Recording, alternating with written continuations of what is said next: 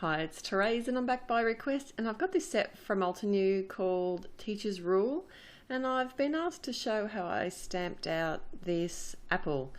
And I just used a really simple technique, and I found that the Misty was a really good tool for this. And basically I'm just swiping the inks, and I'm using the Altenew inks, and I'm actually stamping this out in exactly the same colours that I did on my previous card, just to be able to show you exactly how I achieved this particular apple. But you could use other coloured inks, other brands of inks, and it's just a matter of trying and experimenting and seeing what might look good. But the first colour, I actually wanted some yellow highlights through the apple, because you know some apples have that yellow, so I thought the mango smoothie was the perfect choice for that. And then the next layer, what I've done here is actually keep the solid stamp but swipe around the edges only, and I'm swiping in the same direction each time, and that was a caramel toffee.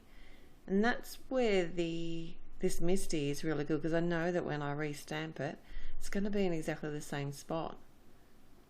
So this is a layering stamp, and the second layer just kind of is one that gives the shadow onto the right side of the apple. And this time I'm using a slightly darker ink, and this is another Altenew one called Paper Bag, and just to try and get rid of those sharper lines there, I'm just using my finger to wipe away some of the ink. And I'm actually swiped it in exactly the same direction yet again. So the leaves from this image come in two steps as well, and I want the vein of the leaf to be darker. And this time, because normally I stamp from light to dark, but with this leaf image I'm just finding it a little bit easier to use the center of the leaf first. So that's my darker shade. I'm using Forest Glades for that, and I'm still, even though it's a really small image, I'm actually stamping it with that swiping motion as well. I want two leaves. I'm just fussing with it, of course, trying to get it in exactly the right spot.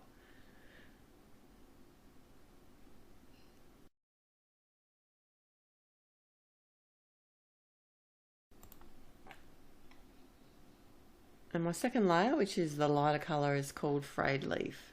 It's a really pretty green.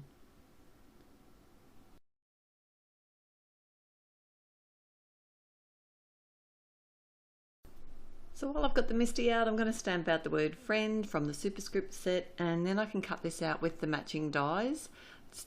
I still just love the big sentiments, and this script is so beautiful.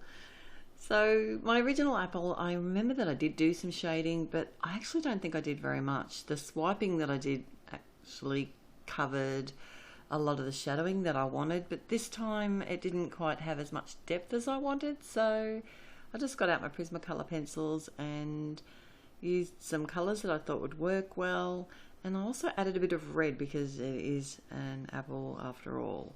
I'm going to list all the colours at my blog if you're interested, and the link will be in the description below, and I'll be right back when all the colouring's done.